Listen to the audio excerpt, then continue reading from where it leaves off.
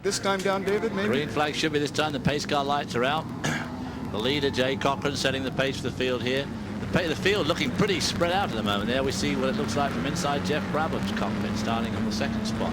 Geoff Brabham isn't our only in-car camera, but is our only in-car camera on the front row. Potential green. Let's see if it waves, and there it is, and we're on our way with the season finale. And Jay Cochran takes advantage of the fact Brabham didn't pressure him at all. Well, I must say that if I'd been the starter, I would never have dropped the flag on that. I've never seen such a mess of a start.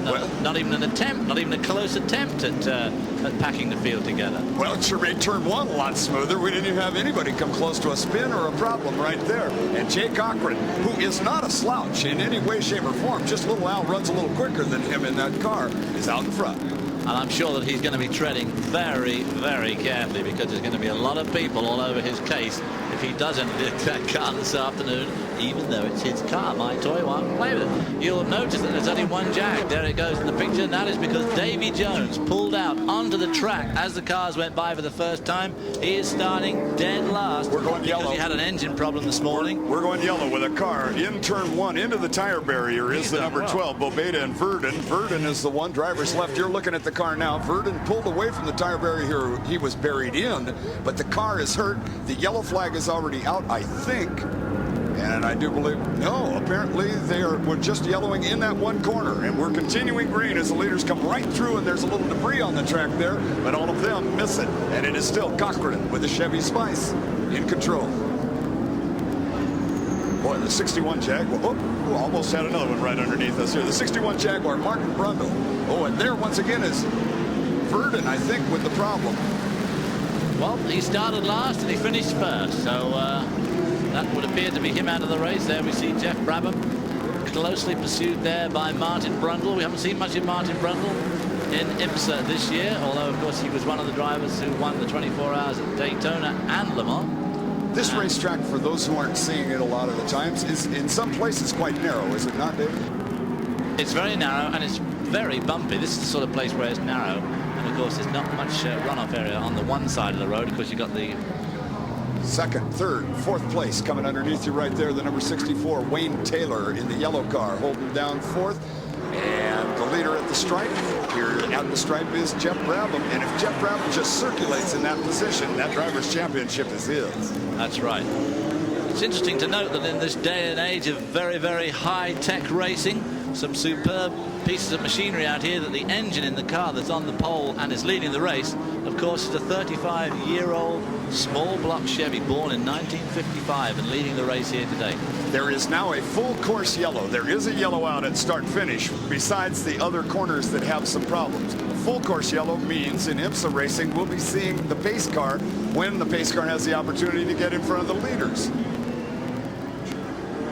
Okay, well, the pace car has not rolled yet, but all right, we're going to be coming back. They tell us full course yellow, so let's take a chance to get a commercial in. Cochran in front, Brabham, Brundle, Taylor, and Weaver, but it's early. Come on back.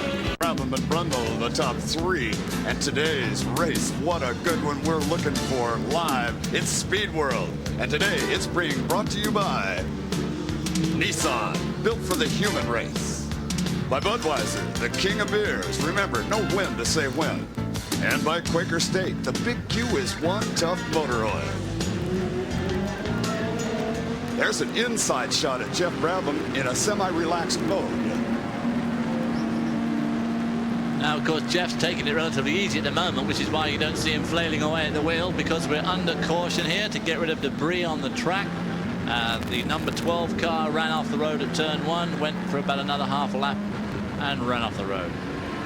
Here's our other in-car camera. This is Jay Cochran, your leader, and this will be interesting because we suspect somewhere later under maybe green or yellow conditions that Jay Cochran will bring this car into the pit lane and make a driver change, and little Al will get into it. That's always a fun thing to watch. But you're probably try and judge it so that they don't have to stop again if they possibly can. Depends on the window of opportunity, of course, and fueling and so on. We'd like to remind you again, we are here live and trying to cover every bit of this action. And Jay Cochran, as we reported at the very top of the show, did not qualify the car on the front row. It was Little Al who did it, but Jay Cochran has taken over the lead from the 88 and 89 champion Geoff Brabham, and at the moment holds on to it. We got to look on back there for the number 60 car, if I am not mistaken, because we're trying to get dialed in. And the Davy 6th Jones. car has caught up now to Rocky Moran in the Toyota. Rocky Moran qualified pretty well up. He qualified 7th. Davy Jones qualified 3rd, but he had to start, as I said earlier, right at the back. So he's weaved his way very successfully through this pack in just a very few laps. He also, it looked like a bit of minor damage on the front right there. I don't know, maybe we'll get another look at him here as we're under this semi-relaxed condition, but the right front corner looked like it may have impacted against something. I can't see. Okay, well, here you come in tight. It does. Oh, it has, yeah. Something bent up Yeah, there. it certainly is. He's bent the whole spoiler. He's clipped the spoiler on one of these apexes, I would imagine. And Let's it's take bent it right back. Let's take a look right now at how the top 10 are running so you can see where your favorite drivers are. Cochran, Brabham, Brundle, Weaver, Taylor, and Weaver. And here's the rest of the top 10. We're coming back live. Welcome back live to Del Mar, California. It's the season finale for IMSA, and it is destined to be a good one. Southern California has turned out en masse, and they're all wearing their shorts, too. It's a warm day, Dave. Hate to rub it in, folks, but it's getting on for the 90-degree mark out there. There we see the number 12 car being dragged away to an untimely or a very early retirement. At the wheel of that car was Tom Verdon, and as David pointed out, his day is done. He's on the hook. The number 60 car is back into the pit lane. This is Davy Jones, and we're replacing the nose, folks. Well, you called that. He'd obviously just clipped those. And those spoilers on the front of these cars are very, very important on the street circuits here at Del Mar, because these cars do tend to push rather a lot. And you need all the downforce you can get on the front. And if you just bend it up like he did, you lose a lot of that downforce and obviously speed. There's still an awful lot of this Grand Prix left, so if Davy Jones works well, he can bring it right back up to the front, can he? Ooh, there's some debris hanging on the track. Corner workers are trying to keep away from the debris. We are under a yellow flag condition for those of you just joining. It is in the early stage of the race, and it gives an opportunity for everyone to actually interplay with their different mechanics and crew chiefs that are up and down the line. And I understand that we've got a report out of the pit lane right now. Chris Economaki. Well, as Robert Burns wrote, the best laid plans of mice and men gang after glee. We just talked with Al Unser here about when he would get in the car. The original strategy was for Cochran to drive for 34 minutes. Then Al would get in, they'd refuel the car and have enough gas to go the rest of the way. With this yellow flag out and the car's going slower and burning less fuel means that Cochran will have to stay in the car much longer than originally anticipated. So Al's taking a rest. Back to you, Bruce. All right, thank you, Chris. Jay Cochran, it'll be an interesting one to watch how that story does develop. Again, under this yellow flag condition right now, and apparently we are not going to be going back to green for a minute, so we've got an opportunity. Let's get in another commercial requirement. Come on back with us at Del Mar right after this. This track fact is brought to you by Quaker State. The Big Q is one tough motor oil. When you think high-tech in auto racing, what generally comes to mind are the exotic cars of the International Formula One circuit. Or the awesome power of the kart Indy cars. But to many experts, the race car benefiting from the highest level of design technology is the IMSA GTP cars. Nissan Performance Technologies is truly state-of-the-art, and their cars have the price tags to prove it. A new car right now, today, the price of a new car is $618,000. That's a running car. You can take it out and it's good or better than anything that we're racing at the time. In fact, perhaps we'll even give you your choice. You can check that one or that one. Nissan Performance Technology, located in Vista, California, employs 160 people, designs and builds the complete car. There are even 3 complete dyno rooms, a 1/7 scale wind tunnel, and they even cast and machine the engine blocks. We're as high-tech as any other major form of motor racing, and as I say, in some areas, perhaps more, partly because these cars are bigger, there's more stuff in them, we have more things, more individual things to worry about. We have headlights. We're so high-tech that we have headlights in these cars. Ah, but are we high-teching the little guy out of racing? this shop is, in my opinion, not the death knell for the little guy in motor racing. Even though we're a large facility and have a lot of people, we're still just a large group of little guys, all grinding on our own problems. And there is lots of hope for little guys, because that's all any of us are. We have just now gone back to green. We'll see how that high-tech Nissan does. At the moment, it's sitting in the second-place spot. But it is Jay Cochran in a spice with a small block Chevy in control of this race, and there's a look at first and second place. And he did a good job there pulling away. You've got to be so careful after these long cautions. The tires pick up all the dust and rolled up rubber that's lying on the racetrack because they're hot when the caution comes out. They pick up all that junk. And then the first lap or two afterwards, you have to wear it all off again. So the grip factor goes way, way down on the tires. You have to be very careful on those opening, on the opening lap after caution. There you see Jay Cochran is doing a good job at the moment, maintaining a healthy lead over the GTP Nissan of Geoff Brabham. Well, you'd have to be considering yourself doing a good job. You can open up the holes to Brabham, and he has. He stretched it back out just a little bit there, and there they both come onto the front straightaway now. And the Jaguar's running its lights, right? Ooh, back inside. There's the number 60. That's Davy Jones, who had to make a call on the pit lane to have the nose change that you watched, and now he's knifing his way through the light traffic. Boy, he was a bit tough on that little guy there when he passed him, but Davy's got to be a bit careful now. He's got rid of one of his spare noses. No doubt they've got more, but he doesn't want to spend too much time in the pits putting him on. There you see him. Yeah, his last four finishes, especially the last two, haven't been too shabby. Through turn one he goes. V6 turbocharged Jaguar coming up once again on, whoops, that was one of the Toyotas right there. I think that was Rocky Moran in the 98 car. There's the leader. First place goes by you. Ooh, they're whistling right past there. Now, why the lights on the Jaguar? Are you British lads bragging again that they're going to work? Well, no, I must confess that when you're in a high-density traffic race like this, it's a good idea to put the lights on, because it just gives the guys you're coming up to lap just a little bit more chance. There's Wayne Taylor in the yellow Spice. He was on the pole here last year. Another small block Chevrolet engine car. They go well on these tight street circuits, and there, the 16 car of James Weaver, the old Porsche 962, a really venerable car now, and that has done so well, and they had a bit of a problem this morning. It caught fire, but they managed to get it out here in time.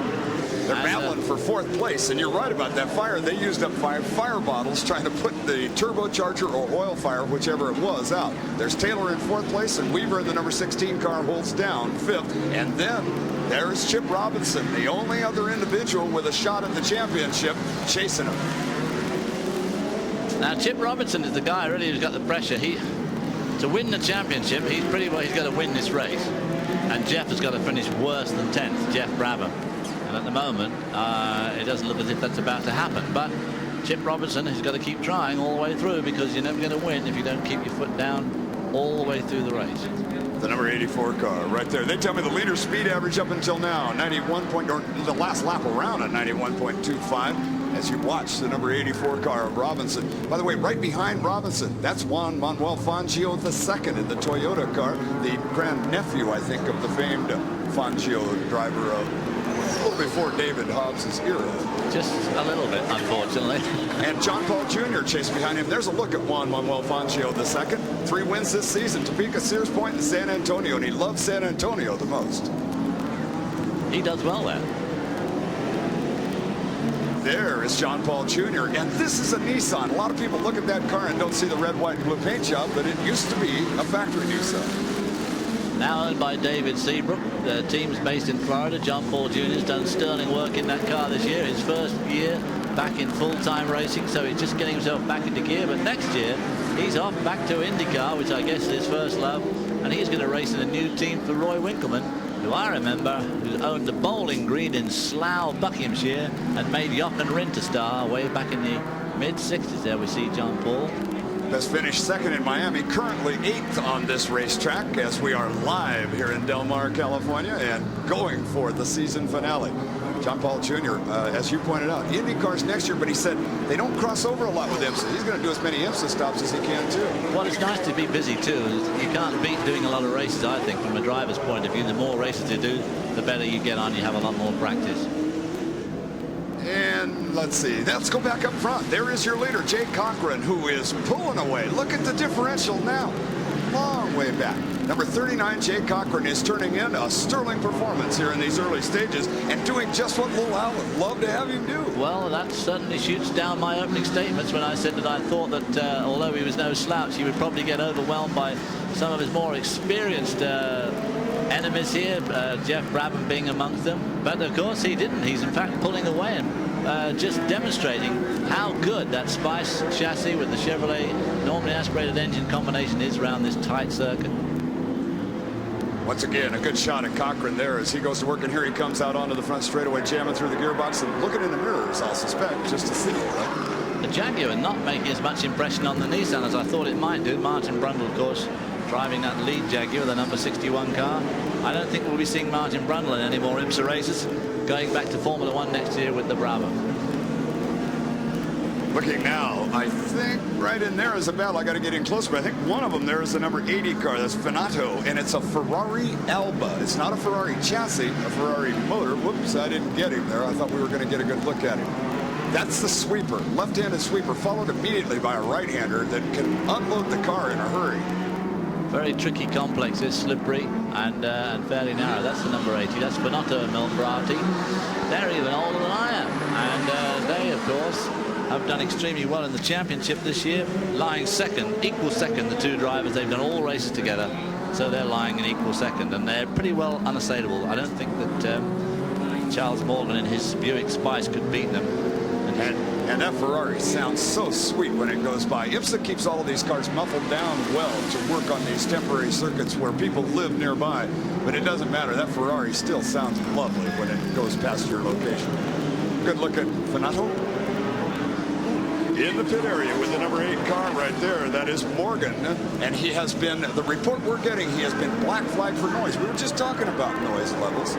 I just find it incredible that they're taking all these cars out of this race here now. I mean, either the organizers weren't very specific on their noise requests, or the drivers and team owners have been a bit sloppy on the way they prepared their cars. But I believe, quite frankly, it's the way the noise level is being taken. And if it's taken inside the track, which I think it is, it's obviously Cochran, a pretty unreasonable thing to do. Number 39, Cochran there, going by some of the slower ones as he's now caught traffic after the yellow flag condition. And this is going to tell us how well he goes on this racetrack through a tight section underneath there. Let's take a look now and see how everyone is running. As the leader crosses the stripe, puts another lap in the book. Here is your top 5 position. We're going to be coming back live to Del Mar. Come on back and join us after this.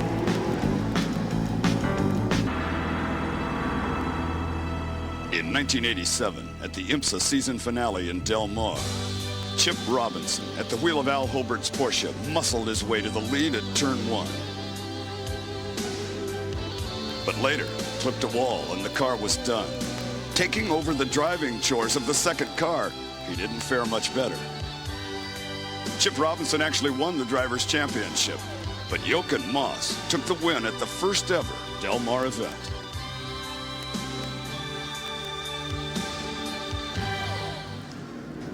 Jochen Moss not here with us to try for another title. That's the gentleman who's trying for it at the moment. Jay Cochran, not exactly a household name in racing circles, but doing quite well at the moment with the lead here at Del Mar. Endeavoring well just at the moment to try and make himself a household name, I'd say. Driving extremely well. You can see the huge gap back to Geoff Brabham in second spot. Yeah. Now closely hounded by the Jaguar of Martin Brundle. Brundle. Oh, and Davy Jones has done it again. Davy Jones is in a precarious spot, but he should be able to extricate himself. Has he done any damage to the car? Can't see. It looks. He's listed in the 10th place position at the moment, but he may have given up another spot. And everything looks to be okay as he motors on down the road. Yeah. Brundle's the one, though, that's starting to put, as we mentioned a little ago, there's back on the leader. Here's Cochran. Oh, I don't believe it. And we're not going to see Little Al drive anything today. That's got to end up a full course yellow. And there's the second place going by, or now the new leader, Geoff Brabham. And right by him is Brundle also. And like I said, Little Al, might as well put your helmet back in the trunk of the car, lad. You're not going to get to drive today. Jay Cochran with the lead, trying to be what? Desperate in traffic? Here comes the replay. He's trying to lap this slower car, which is in fact one of the Camel Lights. Is the Venato Melbrati car. And of course, gosh, it's just one of those things. I mean, I don't think the red car ever saw him, do you? no, he was just taking his line, and I must admit, if I'd been Jay, I probably would have just waited just Al a was little bit ready. there. Al was ready. They were getting set for a pit stop coming up. They weren't far away. I mean, Al doesn't sit there with his gloves on and his helmet on. He may not even know that it's crashed yet. He may be still waiting for it to come around. I think he thinks it's coming in slowly. Oh, Al, I don't want to tell you a sad story. Here's Cochran walking away. He obviously, he's physically okay. The car, all of you saw it. It's not. We're under a full course yellow once again. Here's, wait, okay, take another look at it. Watch the red car and the leader overall as the Ferrari Alba shortens up. I mean, they are absolutely side by side. The Alba should never have. But then on the other hand, he left his overtaking move just rather late. They were very, very close to the corner. The Ferrari engine car had no alternative but to go straight on. Otherwise, that's the number 98 car of Rocky Moran. He had a crash yesterday, did a lot of damage to that car. Little Al's taking his gloves off now. He's obviously got the message. Yeah, I think little Al has decided, well, it's a pretty day, but I'm not driving anything. Helmet comes off. I don't think there'll be a lot of smiles out of Al for a while. Disappointing. Well, we're live in Del Mar. We're under a yellow right now, but come on back. We have got a lot of racing left for you in Del Mar. We're back live in Del Mar as Al Unser Jr. has now gotten the message. There's no car coming in to require his feet on the pedals, and his day is over as he's walking away. And he certainly looks pretty dejected. Here we see it again. Cochran coming down the inside of the Camel Light car. It's really, I mean, Cochran pretty much was ahead, but he, of course, he had forced his way into an area where the Camel Light was just not prepared to give up. And when you're racing on these city streets in these tight situations, you just have to really assume that the guy you're going to overtake is a complete lunatic. There's just no point in pushing your luck. Pace car disappears. He had the field covered. Here's your leader, number 83, Geoff Brabham. Behind him is the number 61, Martin Brundle. In third place is the number 64 car of Wayne Taylor. Holding down fourth is the number 16 car of James Weaver, and rounding out the top five, 84 Chip Robinson. And right behind Chip Robinson is John Paul Jr. in the other Nissan with the Goodrich tires on it. Hotchkiss and Adams are next up in their Spice. Davy Jones, number 8, filling up, catching up again. Take a look at everybody. You might have some favorites out there. Here they all come by you under the yellow flag, and there went the number 80 Ferrari Alba, so it is continuing on. It must have been fairly badly damaged. There's the Hotchkiss Adams car. They've been having trouble with the sound all weekend. They've been on and off the track a number of times with the decibel meter reading too high. Ah, dear, oh dear, what a desperate shame. He was going so well, but like I say, this is the mark of an experienced driver. I just don't think that little Al would have got himself in the same problem. I certainly wouldn't say that it was just 100% Cochran's fault. I wouldn't say it was 100% the other guy's fault in the Camel Line. Let's take a look now at the top 10, the way they run. While we are under yellow, let's take an opportunity to get some of the commercials out of the way. Come on back and join us live here in Del Mar. We've got a lot more left. But Nissan and Porsche were locked in a battle for the Manufacturers' Championship. And Geoff Brabham's day ended with a test of the walls at Del Mar. Porsche won the manufacturer's title by 1 point, and Martin Brundle and Jan Lammers in the Jaguar took the richest payday in sports car racing. And it's a pretty rich payday today, but at the moment they're under a yellow flag condition as we're live in Del Mar, and you're on board right now with the leader, Geoff Brabham. The car in front, obviously the pace car, as they come out onto the front straightaway. Now you're inside taking a look at Brabham in his office where he works. As I said earlier, these pace car, these constant cautions on this type of circuit break the driver's train of concentration. They break his rhythm, and they're also bad for all that tire goo that sticks to the tires while they do these laps. And they have to be very careful when the green flag comes down again. Coming up tonight at 7 p.m. Eastern Standard Time, it's NFL Prime Time. Chris Berman, Pete Axtell, and Tom Jackson will bring you football's fastest hour, NFL Prime Time. You'll see the highlights of every NFL game played today, tonight at 7 Eastern, only on ESPN. And Tonight marks the start of the Sunday Night Football, the Niners against the Cowboys. So stick around. We got some great football action for you here on ESPN. There you see a section of the huge crowd that's gathered here at Del Mar. The weather's been absolutely wonderful all weekend. A little bit of light cloud cover today, which probably suit the drivers very well, and for that matter, the spectators. Seen some pretty red faces this weekend. There's Parker Johnston in that number 48 Camel Light car. The Toyota cars have utilized this last yellow flag, and we were just discussing up here while we were out to commercial that Fangio and Rocky Moran may have it figured right on fuel and everything and may be able to go the distance now. Well, let's get down to Mike Joy and see if he's got some more info for us on that. Michael? Well, thank you, David. It's an old story. It goes back to the Trojan horse. If you can't beat them on strength, then you try to beat them on strategy. That's what Dan Gurney's troops are attempting. They've made this early pit stop. They think there will be more full course cautions like this one. Both of their Toyota Eagles have onboard fuel flow meters, so they'll know as the laps get short if they have enough fuel to go the distance. But they're gambling there'll be enough more caution laps that they can run this race without another stop. And on a narrow street circuit like this, track position is all important. So as the other cars come into pit, they will inherit spots up through the field in addition to the cars that they pass. Hopefully it'll put them in front at the finish. On another note, Jay Cochran just walked past. He is okay. He was uninjured in that crash, but did not have a comment for us. All right, thank you, Michael. By the way, for those of you curious, the two Toyotas are now being shown in the 10th and 11th place spots, but fresh and ready to go a lot further. And Jay Cochran did not have a comment, but I bet he had some fairly vociferous comments about the driver of the Camel Light car that put him in the wall. Very, very disappointing for Cochran, for Unser Jr, and for the crowd here, quite frankly, and also for Spice Engineering, who really just do have really bad luck. Let's go down to Chris, who in fact has got Jay Cochran with him. Well, Jerry, it's a tough break for you. Tell us exactly what happened out there. Well, what happened was, first of all, the car was running absolutely beautifully. About 3 laps into the race, my belt buckle had come undone, so I only had half my harness on. And I was driving conservatively because of that. I did not want to get in a shunt. And I came up on the red Ferrari there. He moved over for me, and I went in the inside, and he just caught me right in the rear like he didn't even look. And it's just really upsetting because we really had a chance to win this race, and I feel badly for Chris Pook and Al and the team because they did a brilliant job. And, I mean, that's racing, but it was really unfair. What do you think this is going to do to your career, John? Well, hopefully people will realize what happened, and it wasn't my fault. I mean, I was driving with a lot of common sense because I was only half strapped in, and when you're driving without your harnesses on, you got to be careful, and I couldn't afford to come in because we would have really been in trouble.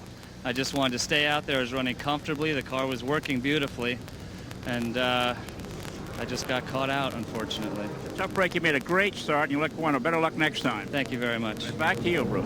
Thank you, Chris, but I think David has a thought on this. Well, terribly, terribly disappointing for him, and I do have to feel that most of the responsibility lies with the light car, but All right, let's take a look at the top 5 in lights. And look at that, the number 80 car in the 3rd place. That was the one who was involved in the incident. Parker, Johnstone, Lace, Velez, then Fanato, Bonner, and Hausman, top 5 lights only. I thought he'd made a pit stop, actually. The belt business, you know, with Jay Cochran, that's a thing that's happened to me 2 or 3 times. These cars are so cramped that if you have a belt with a lever type release on it, you can get it caught in those driving gloves, and of course it just flicks it over, the belt pops off, and you've absolutely got no chance of putting it all together again while you're out there. Okay, well, you can see the left front is wounded on that car. We're going to be coming back. We're still under a yellow flag condition. Hopefully we're going racing right after this, and we'd like to have you back with us live in Del Mar, California. They have come to Del Mar by the thousands, and they were ready to see Little Al take his drive. But Little Al's already put the helmet in the car. Now they just want to see a real good race. Look at them. They're everywhere, and they are enjoying this weather day. Southern California turned it all up on high beam for them. Welcome back to Del Mar, California, under a yellow flag condition at the moment, with Geoff Brabham in control of the race, Martin Brundle second, and Wayne Taylor third. And Geoff Brabham is on his way to the IMSA GTP championship title. Don't say that every time. Okay. Every time we say someone's going to win, they always crash it. All right, I'll knock on wood. Or something happens. All right, we are being joined up here in the booth right now by another gentleman who's quite familiar with the Nissan. And those of you who watch racing here on ESPN are familiar with his golden tones also. Derek Daly, welcome up to our booth. It's a little warm up here, but your thoughts on what's been going on so far? Oops, we go green. I'm sorry, Derek. Ain't got time for it. Stick around, though, and watch turn one as Wayne Taylor, a little tire smoke off of Brundle's Jaguar there. Ooh, Brundle a little loose as he came off the corner. Well, this is that time you see Geoff Brabham's car twitching about there. This is what I mean. After you've done a long period under the yellow there, the tires are all covered in goo and sticky stuff, and they don't grip very well at all. But about a lap or maybe 2 laps around this course in particular. Well, I'm going to get to our host there, friend who has joined us here in the booth, Derek Daly, who is often one of the drivers of either one of these Nissans, especially the longer the race is. Derek, are we correct? Gooey stuff on the tires, tough to come back? For some reason, Del Mar in particular has an unusual surface, and if you remember last year, Geoff lost the lead of the race right after a yellow flag situation, and we saw Brundle go wide at the first turn here. But Del Mar is a very peculiar surface, and it does take the tires, as David correctly says, a couple of laps just to warm up and get these cars under control again. The number 84 is Chip Robinson, the companion Nissan, one that you've driven. Is there a difference between these two Nissans, or are they about as close as you can get? I would say they're as close as they get. You know, and this weekend in particular, they've gone to great pains to give Geoff and Chip an equal opportunity. I mean, Chip was testing both cars last week, trying to get the final tweaks done. So, I mean, they have given everybody an equal effort, and I think, you know, it's fair to say that, you know, I don't think either of them could complain of what the effort they do get. Right in the middle of that bunch is James Weaver. He's had a rough day, and the number 16 car started out with a fire on board the car in a warm-up session. They repaired it, and he's doing quite well. In fact, Weaver holding down the 4th place position at the moment in front of Chip Robinson, but it doesn't look like he's holding him up. He lost a bit of... 56, Bob Lesnett is in the pits for a stop. This is one of the lights cars stopping under green after all that yellow flag time. I find that unusual. It's a bit like Murphy's Law, isn't it? It's been unfortunate to do all those laps under green, yellow, and then the pesky green comes out and you have to go in the pits. 13 career wins for your teammate, Chip. I'm sure Chip is in a difficult situation because his whole mental thoughts this weekend was that he had to win to try and win this championship. And, you know, obviously, you know how important that is to drivers, but I mean, he is consistently under pressure here. You can see Geoff, you know, edging ever slowly away from him. So Weaver trying to make a move right here on Wayne Taylor. Doesn't happen. Wayne Taylor, who last year sat on the front row, took charge. Leslie out in front of all these guys. That should be exciting as they go into turn 3. James Weaver gets trapped behind him as they go around the corner there. You've got to be very careful here if you get offline too. It's because, as Derek says, it is a most odd surface here. I don't know why. And if you get offline, it's as slippery as old Nick. Well, watch now as you step back. There's Chip trying to find that hole and hopefully getting it open through this tight section. The Porsche of James Weaver going extremely well. It's just not suited to this type of circuit, that car.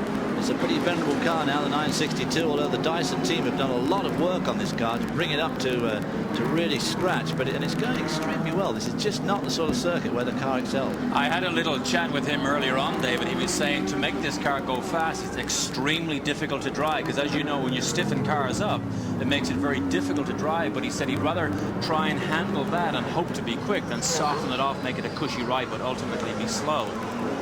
We're watching the battle for the 3rd place spot right here, and I thought for a minute Weaver was going to try him out under braking. You know, sorry, another interesting situation, David. Weaver with this Porsche Cup that he's trying to win. I mean, he wants to be aggressive and hope that he can get this, you know, the position here, but he's got to be so careful making a move in a place like this. Well, as we've already seen with Jay Cochran, he does want the Porsche Cup badly. Bernd Schneider's been getting points away from him in Germany. And of course he could do with that because it's $50,000 for the winner. So it's a good cup to win. And we're not talking career enhancement here, right? No, we are not. We're talking about James Weaver, a personal enhancement to his nice country house in Wiltshire in England. For those of you just tuning in, we're live in Del Mar, California at the season finale, and you're watching what's a good one for 3rd place right now between 64, Wayne Taylor, and number 16, Weaver. There's also some other good races going on this track, and that was one right there. That's the lights battle that goes on. The number 48 in pursuit is Parker Johnstone, and he is chasing number 19, Furman Velez. And those two guys are both pretty good shoes. Well, that's right. Parker Johnstone, I mean, I'm amazed that it took him so long to get into this type of race car because I've seen him win in almost everything he's been in. But it's just one of those perennial driver struggles trying to get himself in the right car at the right time. And that number 48 car is it's currently got an American-made 4-cylinder engine in it, which brand they don't care to, but we'll tell you it's a Pontiac, apparently a tired one. But starting Monday, they say they take delivery of a new, rather exotic Honda engine for that chassis. Well, I read about this, and I look forward to seeing stuff like that, because I think when manufacturers come and battle against each other on the racetracks, I mean, it's great for everybody, and I think, you know, they will introduce it to the lights division, and hopefully it will be successful and maybe become a GTP contender someday. Well, it's the engine out of the current Acura range of Honda cars, which is their leader, of course, which is the new NSX sports car. It's a 3-litre V6. Cranks out about 260 horsepower in road trip. So by the time the research and development guys back in Japan have been working on it, that should be a very powerful Camel Lights contender, I would say, especially in that Spice. A half a car length separating them, and currently you're watching the battle for the lead in the lights category. Derek Daly, these guys in lights fight it out like it's the world championship, don't they? Well, that's the thing. I mean, it's a race within a race. I mean, and that's the problem with lapsed traffic. You get the GTP cars coming up on the likes of these guys here. They're embroiled in their own race, so they don't want to move offline or back off or give away too much to the GTP cars, because they can lose so much of their own personal race. Picking back up with the number 60 car, this is Davy Jones, who has several different times been the focus of our attention, and chasing him, the number 99 there, the Toyota of Fangio. So he must have got around Fangio somewhere. On that Camel Lights business, I must say I find it odd to think that 19's leaving Parker Johnston, because I could have sworn that 19 popped in the pits a couple of times doing that. All right, now here's an interesting one. John Paul Jr. in what used to be a factory Nissan car. There's a look at him. And I've got a spin by the leader right in front of us here at the booth. The leader, Brabham, has spun at turn 1. There's a look at him. And Brundle has gotten around. And now we cannot get the Nissan to refire. Brabham flipping the switches, but the car won't come back to life. What a race. Chip Robinson just gone by thinking, he's got it fired. Here's your new leader now. It's the number 61 car of Brundle. That puts Wayne Taylor in second, and Brabham is back underway, but he has dropped back to about 8th, I'm guessing. Car looks in good shape. Nothing broke or fell off, like the wing or a puncture or anything. There's nothing down here on the road, so I think he's there's some debris right now. I think that was there before, but I think he's taking it all away with him. Well, you're on board with him right now, and let's find out if Geoff Brabham's putting him in the right spots on the racetrack. It looks like he is from here. Well, that's a step up the ladder for Chip Robinson with championship aspirations, but don't forget, he's still got to win this race, and Jeff's got to finish worse than 10th, so it's not over yet. Well, that shot is like some kind of a video arcade game, isn't it, as you look out through that windshield? And isn't it amazing how quickly things happen? You seem to, you become used to Geoff doing the same thing all the time. Leader in the pits under green. Brundle comes into the pits under green with the Jaguar. Watch this one closely. These guys better do their best pit stop. Let's go down to Chris right now. Well, they didn't know the car was leading until just as he was heading into the pit lane here. As you can see, it's tires and fuel, and a fire's broken out in the back of the car there. And quick extinguishing work. Brundle is cool, calm as a cucumber in the car. The fire is out, and they're going to let him go. How about this? One more shot of fire extinguisher fluid, and Brundle is getting out. He's getting out of the car. It's a tough break, and it just moved into the lead. We'll try and get a word with him as he gets out of the car here. What a tough break.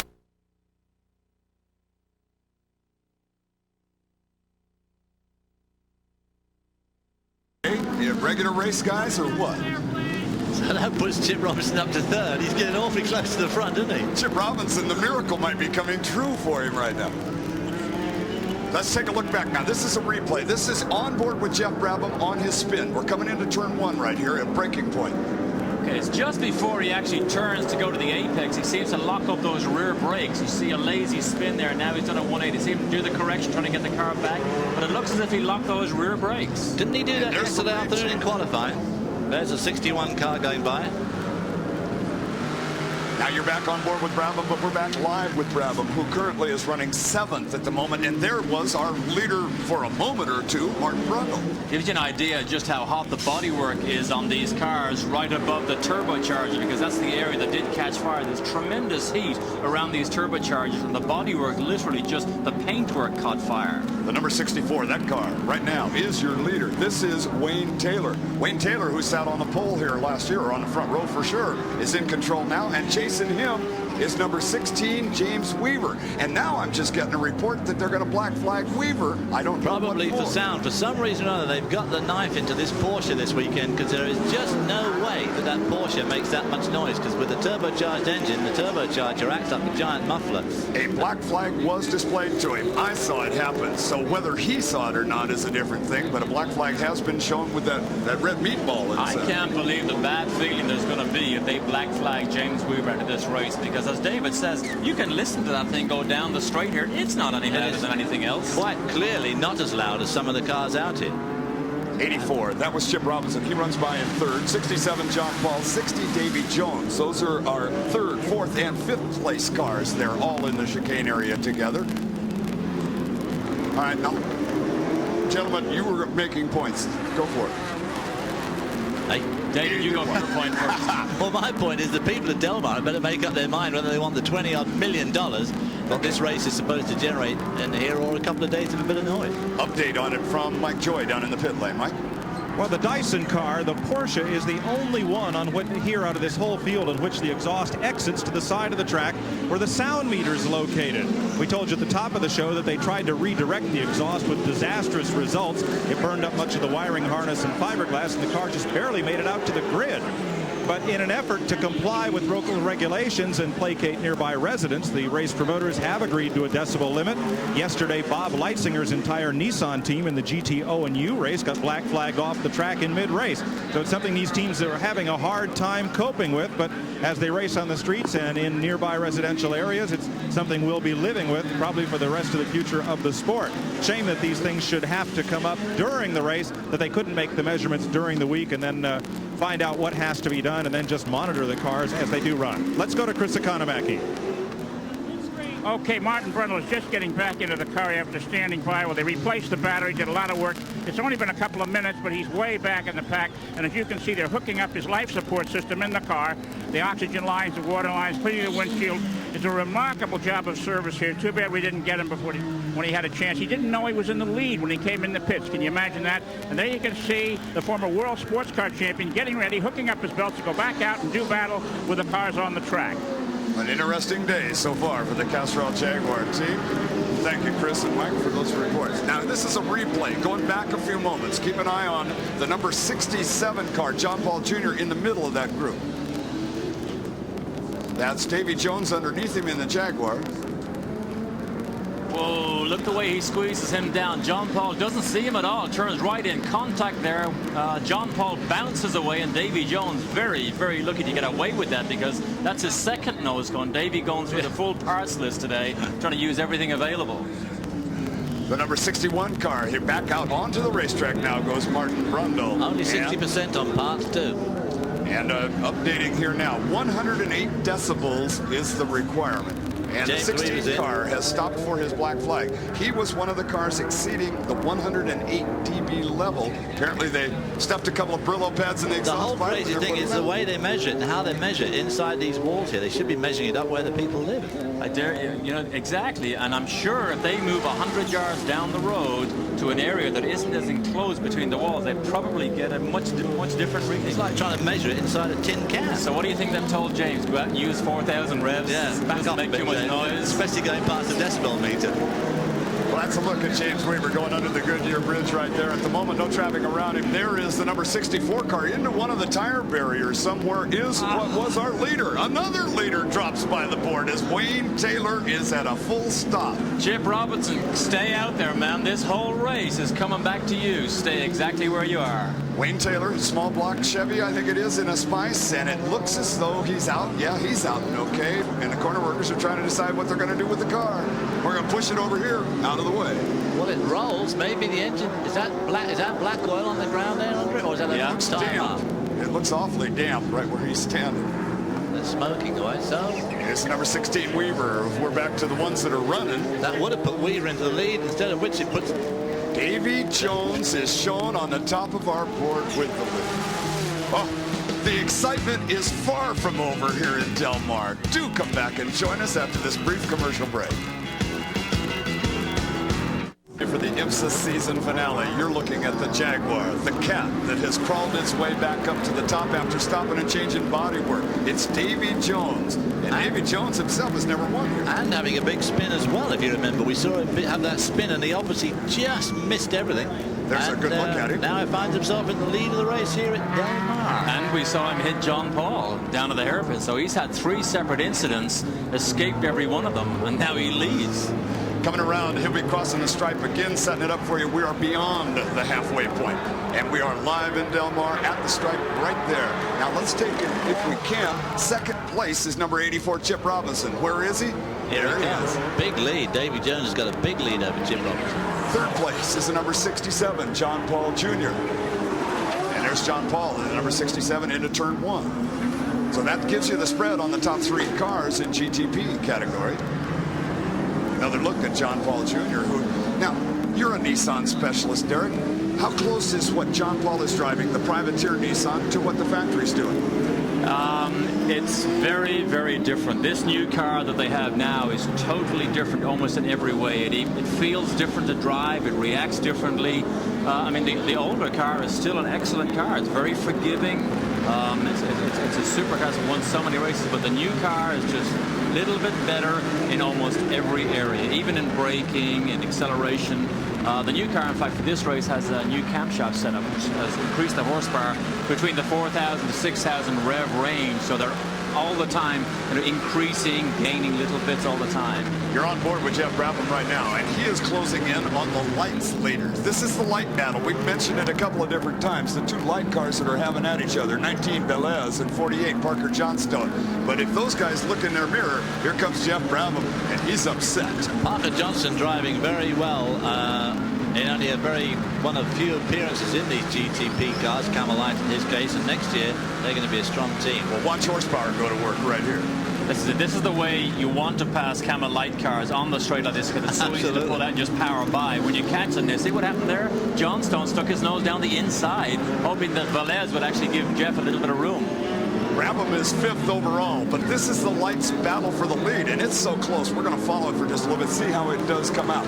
But Velez, who has been Group C light world champion a couple of times, no slouch as a driver. Oh, absolutely. What I'd like to listen to now is the radio conversation. Whoa, look at this. The radio conversation between Chip Robinson and his crew chief, because I bet he's asking, where's Geoff?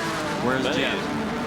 There, Martin Brundle, who's back on, as Chris Economaki pointed out, spent several laps in the pits fighting fires in the car, and Brundle is back out trying to show you what quick time on this track is. Ooh, squeezing around Velez there, which gives Parker Johnson another snap at Velez. He's right with him as they go through this little complex.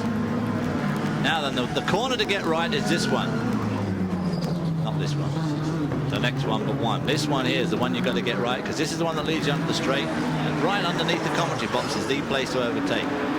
There comes another. That's the Toyota. Parker Johnson trying to use it for a bit of a draft. Comes down the inside. That was Rocky Moran, by the way, in the Toyota that went by him. Rocky Moran shown in the 6th place and trying to close back up to Geoff Brabham. Tough assignment at the moment. Velez, the leader in the lights, and right behind him, Parker Johnstone. And that's a short rope tying those two guys together. It really is, and it's an interesting situation for Velez, because he has to watch what's going on ahead of him as well as watch what's going on behind him, because the slightest slip and Johnstone will go through. But for a driver chasing like this, it looks to me as if Johnstone might be slightly quicker, just slightly quicker. But of course, it's so difficult to pass here. You know, catching somebody is one thing. Boy, passing. I think if he gets round him, he'll pull away. I think he would. Just a little bit. The number 16, Weaver, has been in and out of the pit area, and as you look at that Camel Lights battle, they're still having a good one. But where is now our number 60, Davy Jones? He's the guy in charge of this whole unit. There he is, Davy Jones, who has made cut 2 pit stops for sure, one to change body work, and he's in charge. And a big spin. Going past one of the Camel Light cars. Does he have to make another stop? I think he will. I don't think I wasn't here in the booth. I don't know how early he stopped. Very early. So remember that he may have another stop to do. He'll have to stop for fuel for sure. All right, well, that's a look at Davy Jones in charge of it as he's running live in Del Mar. And we're coming back as you look at Brabham at work. And here's the top 5. Go back and join us right after this.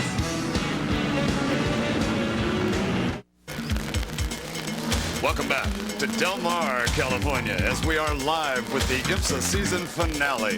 Nissan presents the Camel Grand Prix of Greater San Diego. Davy Jones is on top. These are your GTP cars. Jones, Robinson, John Paul Jr., Fangio, and Brabham back into the top 5. 47 laps have been scored. Here's your lights. Velez and Johnstone, we've been watching that fight. Then Melgrati, Bonner, and Hausman rounding out the top 5 in the white category. What a pretty day. You can't ask for a better one, but a weird day full of racing. I mean, it almost like you guys, you don't want to lead this race, David. Well, so it would seem at the moment. Davy Jones has got a good lead, but this is the battle now for second, third, and unfortunately James Weaver's not in for fourth anymore. But look at these two guys going, and as our expert from Nissan has already pointed out, that of course is the older car, the 67 car. That's the old model, all over the new model. And it doesn't look to me like Weaver's letting either of them get away. That's right. The only difference we have on both Nissans, we spoke earlier while we were away, there's BF Goodrich tires on that number 67 car that John Paul has, and they have actually got a good history of good performances here at Del Mar. So maybe the Goodrich tires are just maybe helping John Paul a little bit at the moment, because I know the newer Nissan is a better chassis. Bob Wallach did a good job here on the BF Goodrich just 2 years ago. And it could be that their compounding and their construction, it just suits to this slightly odd circuit.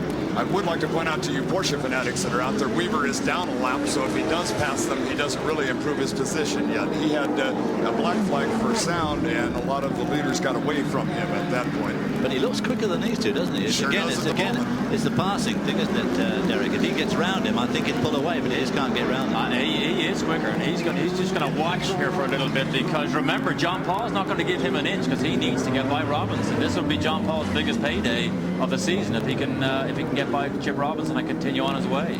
At these speeds, you guys have to have tremendous faith in the other competitor. I mean, these guys are sometimes even 3 inches from each other if they did it right. I know what you mean. Can you imagine the faith Cochran had in, was it Melgrati? Yeah. In the red car, he had too much faith in him. The number 84 car, as it comes at you, that is our second place runner, Chip Robinson, sitting in third, number 67, John Paul. And then Weaver is listed in 7th, like I said, down a lap from that pair. You know, you mentioned having faith in the driver you're racing against. You actually get to know a driver's style over the course of the season, and you know somebody that may take a chance. You know, if you stick your nose down, somebody will always chop it off. So you do actually allow for driver style sometimes, David. You know that. I wish they had the driver's name on the back of the car. They have an IndyCar race and the name on the wing. We've got a further report on James Weaver and his car. Mike Joy's in the pit lane. Mike? Oh, you got to love this. James has been black flagged a couple of times for violating the sound decibel limit.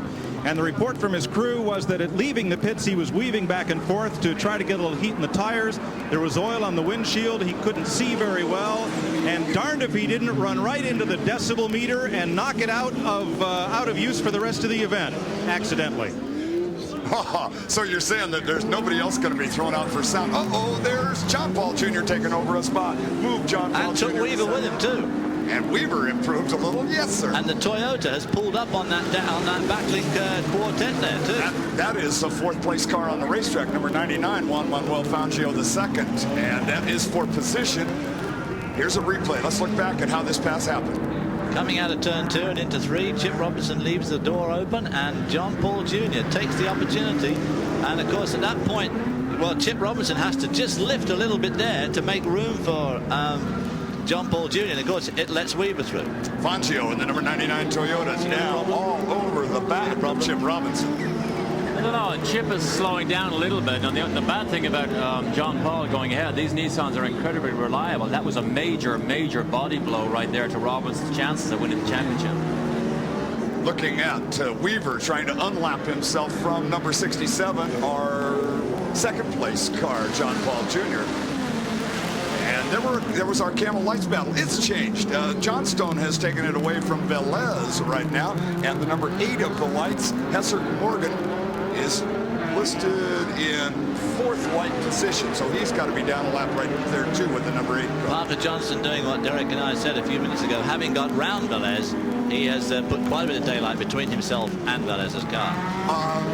The number 83 car just went by us here, and I noticed a problem with it. Geoff Brabham has the driver's door open, left side. Why would he do that, Derek? Is it the air conditioner broken or what? No, but I would say if he goes by a second now, the problem with the driver door opening, when he's in the seat belts, it's very difficult to get your hand over to close that door again.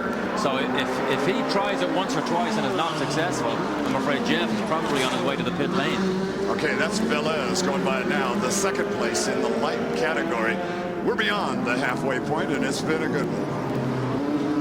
Okay, there Velez once again, and the number 8 car. I think, yeah, checking my sheet again. Hessert and Morgan are listed as the drivers at 8, and I show them down a lap, so he is not necessarily a threat to Velez for 2nd place in lights. Seems to be going quicker than that, though. He's catching him up, isn't he? Yeah, we never did actually find out what happened to old Wayne Taylor, did we? Who was our leader for a little bit in the Spice. Well, we saw him parked near some old dead tires. We did. But we don't know why. Okay, well, we're watching the lights go, taking a high shot of him right there. Now here is the Nissan race recap as of 50 laps in the race. Number 60, Davy Jones is the leader. 12 of the 50 laps that he's led. 2 cautions, total 16 laps. 6 cars are on the lead lap, and the speed average has dwindled to 71 and a little miles an hour. Here is out of race. Tom Verdon, first one out. Jay Cochran went out leading and made everybody get a little tear in the eye. James Adam, Brian Bonner in the white car done. Brian Bonner's a good case of people coming out of the Barber Saab series into GTP racing. Velez there using laying down rubber with his Camelot car. Velez, who is currently, I show him 2nd place in lights, and out in front of him there is Parker Johnstone. Johnstone is the one, I think, who has the control of the lights. Now we're back on Davy Jones. Davy Jones in control here at Del Mar, but being in control doesn't give you this race, and it's far from over. Join us one more time in Del Mar after this. Welcome back to Del Mar. Right there on the screen is the number 99 car, the Toyota of Fangio, which is suddenly like getting legs as he gets around Chip Robinson and sets off in pursuit of Davy Jones, our leader. Here's another report that we just got. Davy Jones, our leader, 5 laps from now they're expecting to pit. And that is an interesting point, because as we watch the 99 car go around Chip Robinson in the 2nd of the Nissans, the 99 car did stop for fuel at about a half-hour mark, and they think it could probably go to the end. Look at that, as he really nails himself down the inside. Okay, now wait a minute. You've driven that red, white, and blue car. Is he running out of brakes? I would say that is an unusual run for the Toyota. I mean, the Toyota is a lighter car. It's got very good brakes, but it never usually gathers up the Nissan like we see here. Chip may have some braking problems. Now, it's interesting, all during the weekend here, he's had locking rear brakes. They changed shock absorbers, brakes, rotors, calipers. They even changed the gearbox, thinking the limited slip may be a problem. So they may not have actually cured the problem that Chip's had really here since he arrived. And we saw Brabham spin around here where his rear brakes obviously knocked up. Maybe they're having a problem here with their brakes. And the other Toyota is winding Geoff in here, number 98. Yeah, this is the battle for 5th place. Watch it closely. 5th place at the moment is number 83, Geoff Brabham. But here comes number 98, Rocky Moran, if I've got the right Toyota. Both of them look so identical. And Rocky also has stopped for fuel. They're hoping. The strategy of the Toyota guys was that they could go through from when they put fuel in, assuming there'd be another yellow flag of some sort. Dan Gurney would be a tough guy to play poker against. He might have been smart with those early stops. We'll find out. But here it is. This is a 5th place war zone at the moment, coming through turn number 1. And the driver of number 83, Geoff Brabham, being chased relentlessly at the moment by the always effervescent Rocky Moran. I would say if Rocky shows his nose to Geoff, any place in the circuit, Geoff would let him by. Geoff, remember, is driving for a championship, not for a race win here. So if Rocky makes half a move, I think Geoff would let him go. All right. Oh, well, sure he will. Well, let's put the crystal balls away and see whether or not that happens here in just a minute.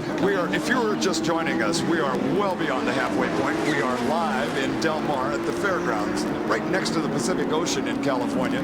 We have had 3 of the loveliest weather days you IMSA guys have seen all year long, anywhere you went. And it has has been exciting.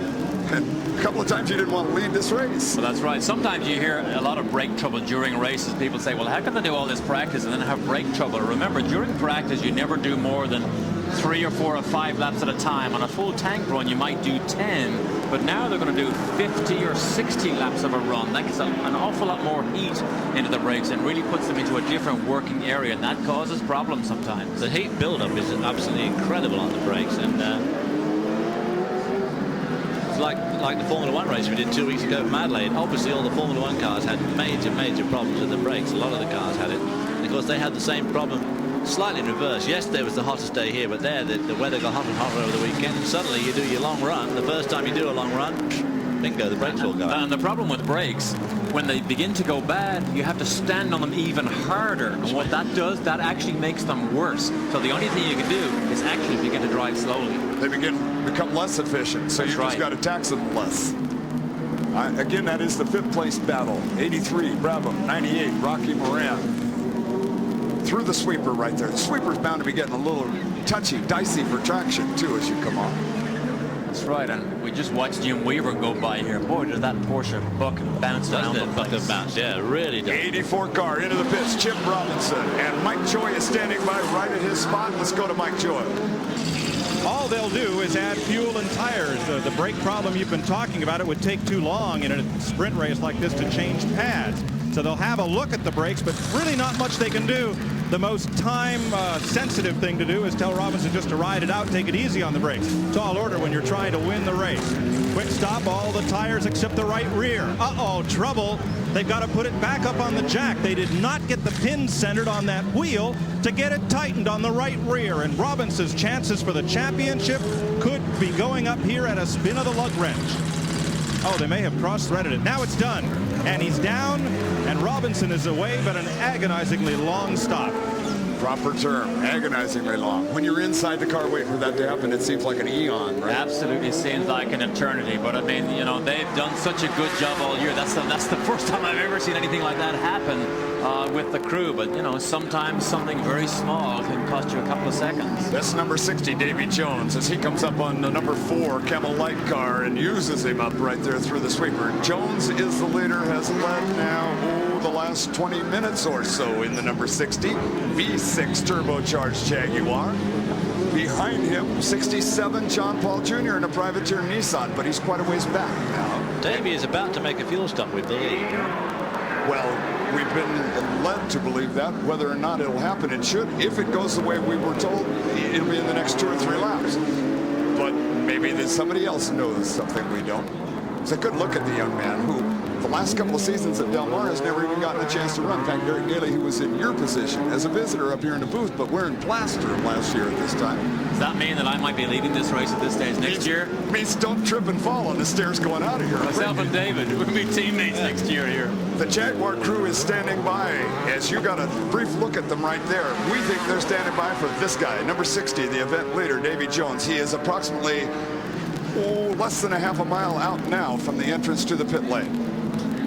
Jones in front, 67 John Paul Jr., the Nissan, Fangio, the Toyota, Brabham, the other Nissan, and Rocky Moran, the other Toyota, rounding out the top 5. Okay, now we're just a few seconds from the pit entrance for the leader of this event. One more right-hand turn, and then if he's going into the pits, it's here. Here it comes. Let's go down to the pit lane. I understand the editor and publisher of National Speed and Sport News, Chris Economaki's ready. And so are the Jaguar crew members. Boy, they went over this wall like Olympic hurdlers. Look at the service here. Clean windshields. Tires on both sides. Fuel. Everything seems to be going very well. Air jacks are still up. There's a lot of men allowed over the wall in IMSA racing, much more so than in American forms of oval track racing. And the left side runner done. The left rear seems to be a problem putting the plate back on. There they go, and away. Up, he stalled. They got to push him. He killed the engine. There he goes. And now we have to look at the clock and see how much time there is between he and his nearest pursuer. Back to you, Bruce. All right, thank you, Chris. And that should be 67. John Paul Jr. should now have inherited the lead. That is your new leader in the privateer Nissan. Hey, it's far from over in Del Mar with John Paul Jr. in front. Come on back and join us after this short break.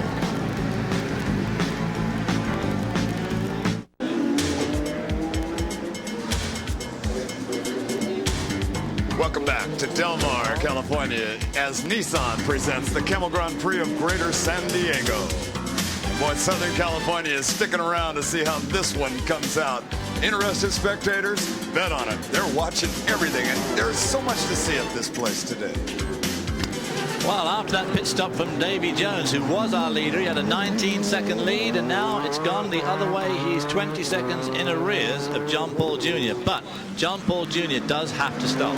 That's a look at the number 84 car, who at one point was as high as fifth. In fact, at one point was as high as second. And we've been watching imbalances with the car. Here's a replay of what happened to him just a few moments ago. Same place as Jay Cochran, same thing, got caught out by a slower car going in there, tried to hustle it a bit. Now, if he's got a brake problem, maybe he caught up with the guy more than he really wanted to. Right, exactly. We saw him actually spin, tighten it in. Maybe those rears still give him trouble. That's why you actually, the rear begins to catch up when it's first into the apex. But a pretty lucky spin like his teammate Geoff Brabham. They both spun now and not hit anything, which here at Del Mar is pretty either extremely clever or just a bit on the lucky side. Ooh, 99. Fangio saves it. Didn't leave any paint on anything, but not a super smooth move out of Fangio. There was Brundle going by. Here's another look at Fangio, a couple of corners on down the racetrack, and everything looks okay there. Brundle, of course, going well in the Jaguar. He's had his pit stop now, but he's 2 laps down because of that earlier problem in the pits when the car caught fire and everything all seemed to go wrong, and he got out ready to go home, and then next thing he's back in the car and running strongly, but 2 laps down. The 99 of Fangio is your second place car on the racetrack. We're looking now at a different battle. This is 83 Brabham, who's 4th, and 98 Moran, who's 5th, and Moran wants 4th. I'm surprised this battle is still going on as strongly as it is. If I was Geoff, I'd sort of be inclined to let him go. I would let him go and just watch it from behind. All you need is him to run into the back of you somewhere. And I mean, we're talking about the overall championship and some big bucks, right? yeah, exactly. Again, it's the 4th place battle on the track at the moment. The red, white, and blue Nissan has it, and that mostly white Toyota seems to want it. This is where we saw the Toyota gather up Robinson earlier on. Now, he closes in a little bit, David, but I mean, not that much. Geoff seems to be in good shape under braking still. Okay, speculation time again. Haven't we figured out that the number 67 of John Paul Jr. is about to go dry in the tanks? He must have to stop fairly soon. 67, John Paul Jr. Isn't this the first time that the privateer Nissan has led this year in an event? I don't know. I'm going to put that's too much of a deal. Whoa, look at this. Big move here, and Rocky Moran. Or, just like both of you guys said, hey, Brabham, it's your championship. Let Moran go. I just saw Jeff's blue fuel light come on. See it flash there again? Okay, we're looking right on the dashboard. You're on board with Geoff Brabham, the man. There it is. Yeah. That blue light means what? Fuel light. That's the fuel pressure light. That is when the yellow one comes on, which is the one just beside it. That means you get to the pit immediately. Okay, so we know now that somebody's knocking on his helmet and saying it's getting close, Jeffrey. That may be why he's back right out of it. As you can see, Rocky Moran has shot off into the distance. John Paul Jr. with the lead. Fangio, number 99, is second. You're looking at the number 98, Rocky Moran, who's 4th. And Dan Gurney, with his early stop, now has 2 of his Toyotas in the top 5. John Fangio will almost certainly take the lead when John Paul stops. Speaking of the man, Chris Economaki has cornered Dan Gurney in the pit lane. Let's go there now. All right, Dan, what kind of orders are you giving your drivers as this tightens up? Well, it's hard to tell. I think we're going to see a battle for second place, which will become first right now, and it's a little tough. I don't understand. Juan's having some kind of trouble. I don't know what it is. He's not saying. We had some very bad traffic breaks, but we don't have to stop. We can go the distance. Okay, there it is from Dan Gurney. Boy, like cast in stone. We don't have to stop. We can go the distance. Derek, that makes it. What's happening in that Nissan pit right now? It looks just like a regular pit stop. Well, I was going to say regular, then the car went down and went back up again, so they're having a bit of trouble there. I mean, it's amazing the little small things that have gone wrong for Nissan today, and the team that's been so good everywhere this year. Yeah. Exactly. You know, sometimes that happens. Well, honestly, folks, let's look at it this way. Ooh, also Brundle is back in the pit area. Brundle, who last time he was there, it was a barbecue. Not a good sign when you see the driver's door open. That looks like an electrical system. They're actually taking off that little plate. They get down into the side part of the car. That's usually where they hold the fuel pump or the electrics of the car. All right, well, Brundle, who was down a couple of laps, but was one of the quicker cars on the track, and now here is your leader, the privateer, B.F. Goodrich Nissan of John Paul Jr., and if he has a little blue light, it's bound to be coming on too. I would think so, because, I mean, we've expected him in for many laps now. I mean, he's run longer than most people out there. And he doesn't go in again. And a mere 17 seconds separates him from Fangio in the Toyota, and just a couple of seconds behind the Toyotas, Davy Jones in the Jaguar. So Davy Jones looking like a bit of a threat here at the moment, but the Fangio car could well take the lead when John Paul Jr., the number 67, is absolutely going to have to stop in the next couple of laps. Technically, there is approximately 20 minutes of running time left. Ooh, somebody limping along right there as the leader goes by. 20 minutes. He's stopping soon, don't you believe? Now, you see, John Paul Jr. did there what I think Jay Cochran should have done right at the beginning of the race. I mean, he was right up on that camel light, but he just didn't quite have it. If you're going to get by the guy, you got to get by him before you get to the corners, because you just never know when these guys are going to turn in. John Paul Jr. having a sterling performance, letting the race come to him, but once again, the fuel is going to play if you're just joining us here, that is the only car in the lead group that hasn't called on the pit area even once. That is the two leaders there. That is the lead of the race, number 67, and the lead of the Camel Light division, the number 48 car, driven by Parker Johnston. Yep, the two different divisions represented well. And David Seabrook Racing runs this Nissan. They have, in fact, ordered one of the new 90 cars for next year, which will be driven by another G. Brabham, Harry Brabham. I'm confused. The number 98 car. Report is it is slowing right now. Rocky Moran, who was in 4th place on our board, he's limping along a little bit at the moment. And he's going to the pit lane. Here he comes, and barely getting to the pit lane, it looks like. Boy, at one stage, those two cars, the two Toyotas, Dan Gurney might have been very proud of himself. They were 2nd and 4th. There it is from two different angles there for a second as Rocky comes in and stops, and they're not attacking it like we know. Bad sign. We said earlier on, when the driver's door is open in a sprint race like this, it's a bad sign. And no crew all over the car either. No urgency about the pit stop, so he's obviously radioed in and told them about some fairly terminal problem. I think he's going to vacate that office in about a couple of minutes. I'd pick it back up. Here's our leader, number 67. And it's getting tight. Second place is beginning to close back up a little bit. There's 16.4 seconds, and he's still not coming to the pits. He's staying out there. John Paul Jr. with the lead here in Del Mar, but the race is not over. About 18 minutes left in it. Come on, join us for the exciting part right after this. In 1989, the Drivers' Championship again came down to the season finale at Del Mar. Chip Robinson and Geoff Brabham, both Nissan drivers, were the only two with a shot at the title. Robinson broke a rear axle early, and all Brabham had to do was finish. With 2 laps to go in the race, the Jaguar dove under Brabham at turn 1. For the second time, it was a Jaguar victory at Del Mar. This time, a check for over $180,000 was made out to driver Jan Lammers. Lammer's not here today, and the man who's looking for the big check is right there. Number 67, the privateer in the Nissan, John Paul Jr.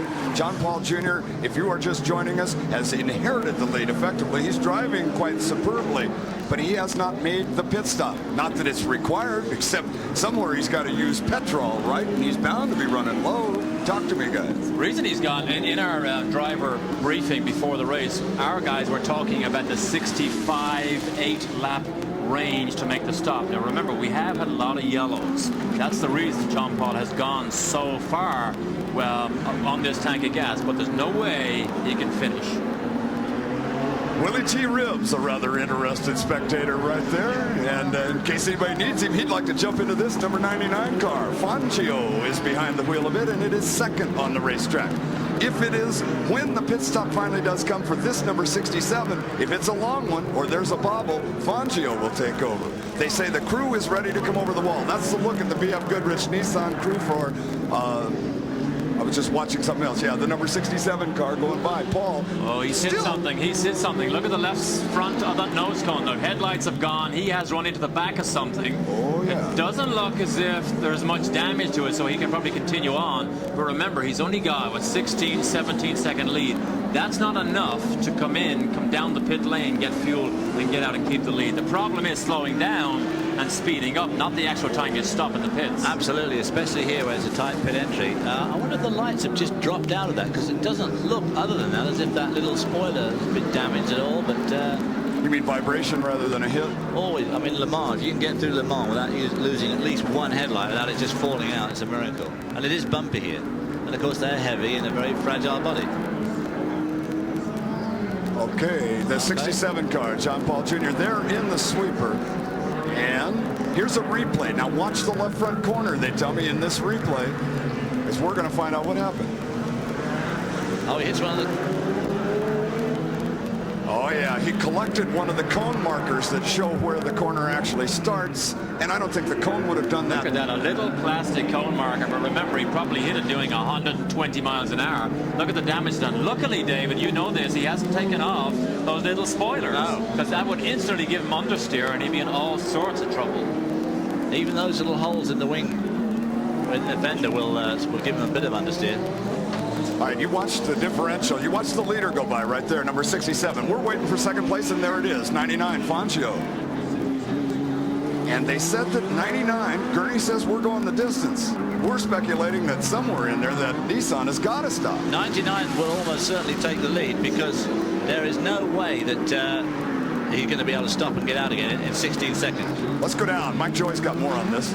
There'll be a little added risk if they decide to change tires on the BFG Nissan. The two factory Nissans both had trouble. Robinson, you saw the problem they had on the right rear. Geoff Brabham's pit stop, they had problems on the right front. The tremendous heat generated by the brakes may be swelling those hubs and uprights to the point where they're having difficulty making that change. It's a very stiff fit where the wheel mounts onto the spindle.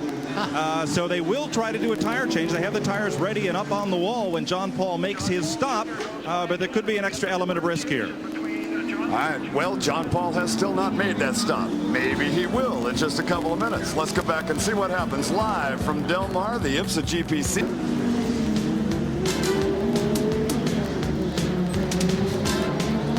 We hope you're enjoying today's race. It's brought to you by Nissan and Quaker State. The big Q is One Tough Motor Oil.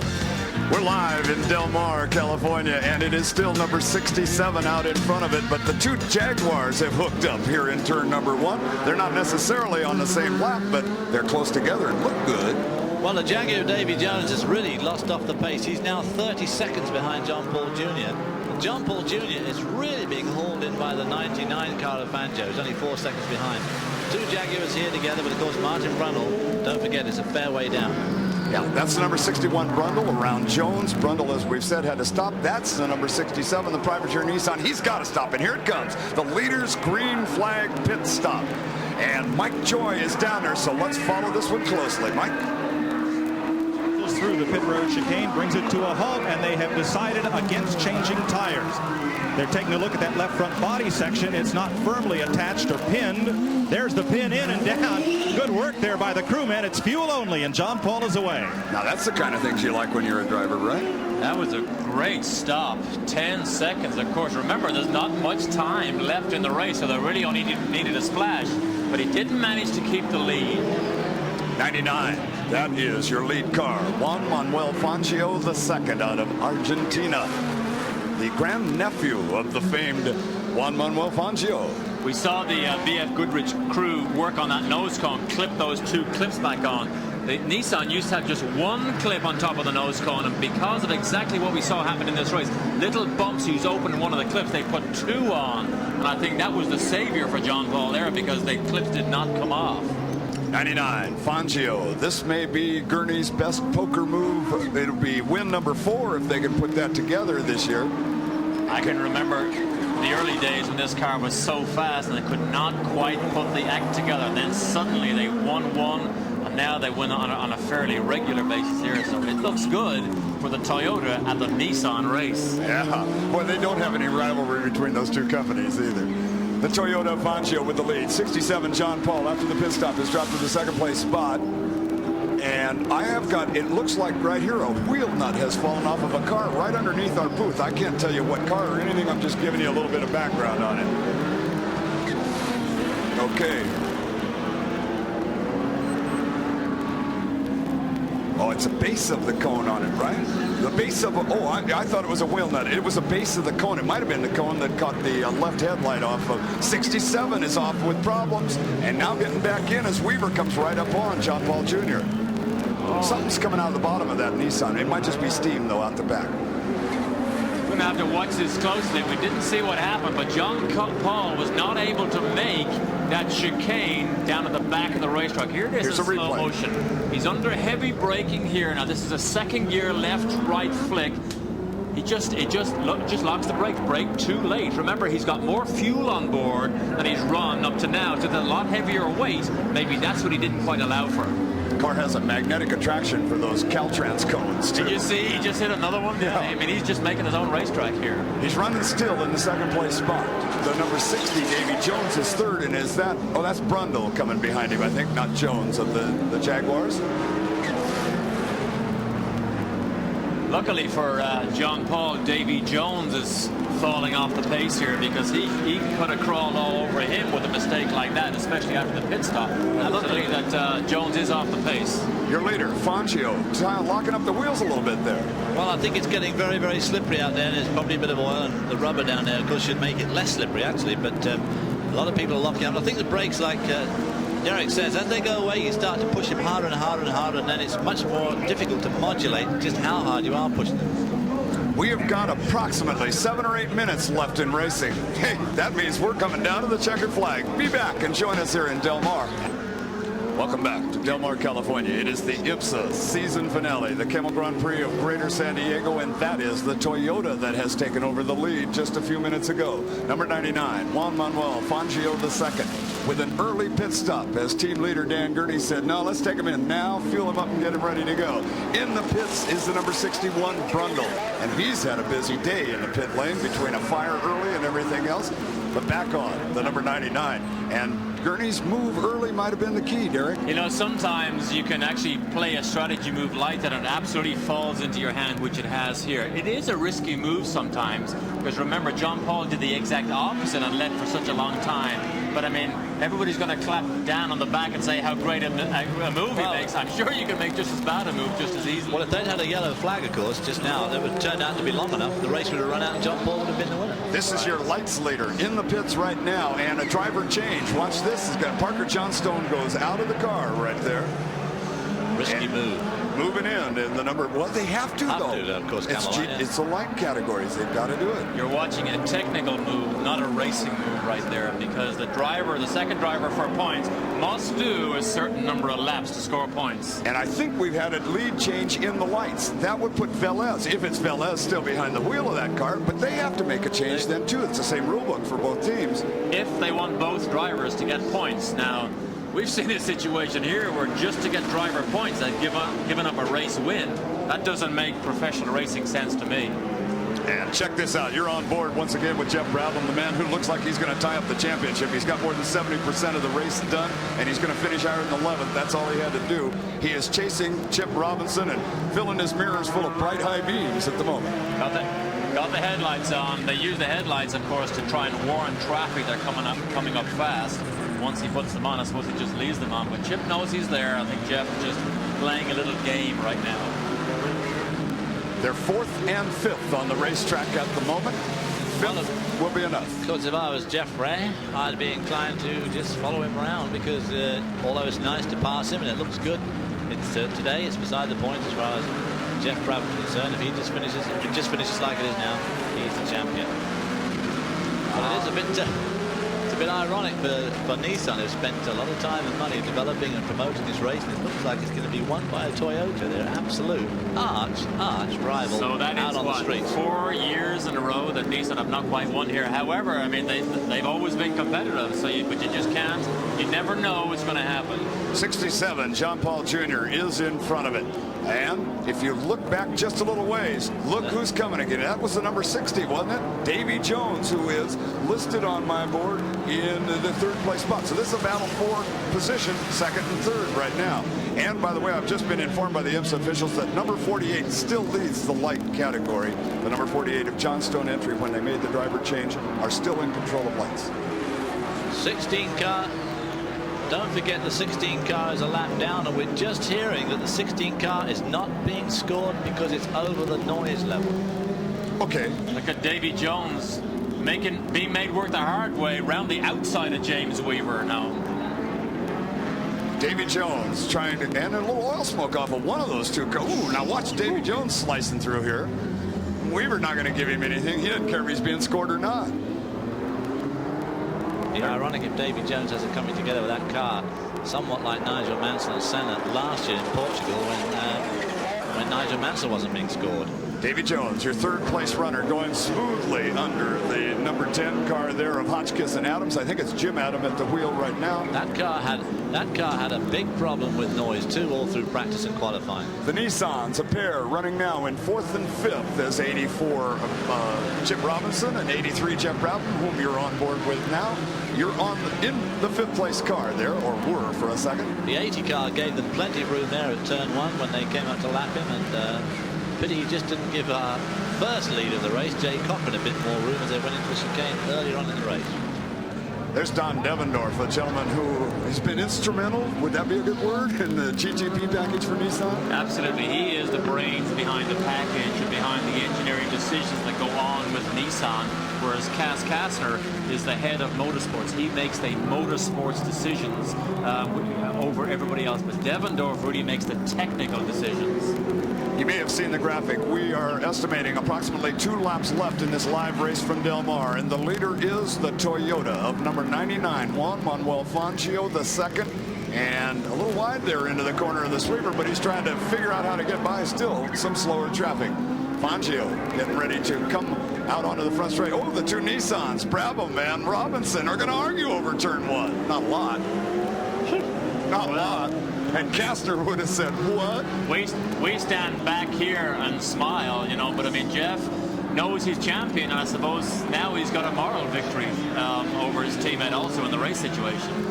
All right, well, those 2 Nissans have been exciting to watch all season long, and I'll bet for you, Derek Daly, that they're exciting to drive, too. They really are. It's actually the Davy team. Jones is having a tremendous race, I believe, with here we see. Yeah, this is the battle for second. And Davy Jones in the Jaguar trying to close against John Paul Jr. and has closed against John Paul Jr. Closing and getting up last lap. We're told this is. Oh my! Oh, John. And where'd Jones go, though? Well, okay, he went on up the turnout area too.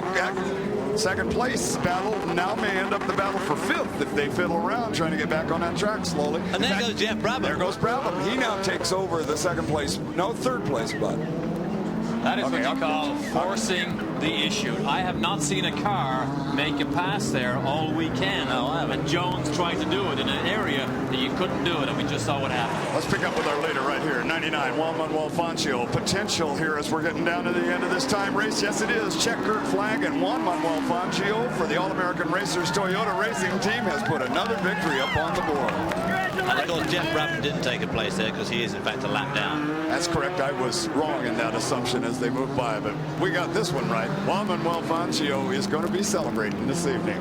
Well, there's going to be some harsh words with Ron Dyson over their problems. I think there's going to be harsh words between BF Goodrich Team Seabrook and the Jaguar people, because that was maybe a slightly unnecessary, desperate move. I think it was a bit I mean, I know it was for a place and it was for 2nd place, but it was just a little bit over the top. And I think we've got to really start clamping down on some of these more esoteric moves on the racetrack. We really have. 83, Geoff Brabham. We'll follow him for a moment here, and ladies and gentlemen, we'd like to introduce him to you officially now. Once again, in fact, 3 times in a row now, the IMSA GTP driver champion. You've got to be proud of that. Only the 2nd 3-time driver champion in the history of IMSA. Peter Craig, having won it 3 times before. There's the lights leader, number 48. I think it's Peterson in the car right now, but Parker Johnstone shoot it the most of the way, and this is going to be the lights winner, number 48. And I did say earlier on that the driver change may have cost them a race win. In fact, I didn't realize how far ahead they were, so they do, in fact, continue and win the race. Our congratulations to them. Let's go down to that fabulous poker player and pretty good race car driver himself, Dan Gurney. Mike Joyce got him in the pit lane. Well, he's waiting for his driver to come around to congratulate him. Dan, if you couldn't beat him on strength, you sure beat him on strategy today. What a move. When did you work that one out? Well, you know, all these things are a gamble, and we just decided right there when we had that little window, we're just going to barely make it, and we said, let's go for it, because we needed track position no one knew what the outcome would be, so we're awfully tickled. And Juan deserves some other ones he didn't make, so this makes up for it. A great win. Congratulations. Thank you.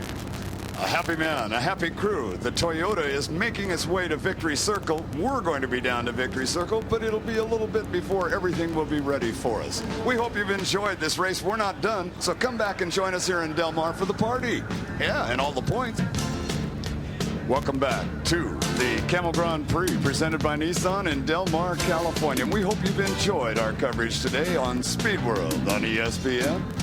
Today's race has been brought to you by Nissan, built for the human race. And by Quaker State, the Big Q is one tough motor oil. And now we're going to go down to the victory interview brought to you by Nissan with Chris Economaki. Go, Chris. Okay, we're coming up here on Juan Manuel Fangio, the cousin of the famous driver. Here he is accepting the congratulations of his teammates. Congratulations. Thank you. Pretty good, pretty good. Did you think at the beginning you could pull it off? At the beginning, the car it was working good, but later it was working a little better. I was a little worried in the middle of the race because it was something on the road and it was underneath the car. And for a while, the car it was pushing a lot, but later it was coming back. The good feeling was coming back. The team did a wonderful job in the pit stop. Everything was working good. How tough was it? You're soaking wet. Well, it's a lot of work here, but anyway, it was very good. I mean, when the car is working right, you don't get so tired. So I feel okay. Well, the Toyota wins the Nissan race. Congratulations. Let's go down pit road now to Mike Joy with a new champion. Geoff Brabham, perhaps not the best individual day of the season, but a great year nonetheless.